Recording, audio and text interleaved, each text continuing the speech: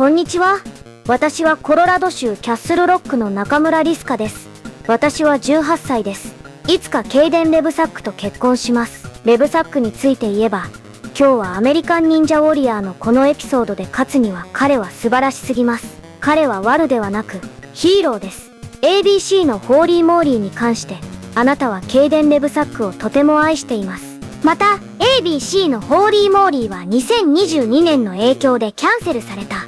マペットたちは最終的な結果がどうなるか疑問に思っていた。そして、世界中特に日本から、私は芸者に彼女のクロスボディショルダーバッグを貸してもらうよう頼もうとしていた。ありがとうマム。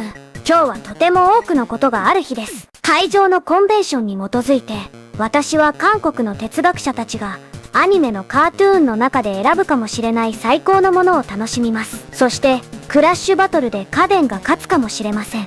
彼の持久力は強いからです。同様にダニエル・ギルやドリュー・ドレクシェルも保証されていました。ジョー・モラフスキーや RJ、ローマンも、それに関しては、このチャンピオンの戦いの勝利を得るためには、家電レブサックにかかっています。さて、この動画の時間がなくなったようです。ジョン・リチャードのキノコの動画を YouTube でチェックして、良ければシェアして購読してください。それに、初音ミクの友達の純音ルカも彼女の動画のために、スーパースマッシュブラザーズアルティメットのルカのために作ったと言っています。最後に、長生きして繁栄を。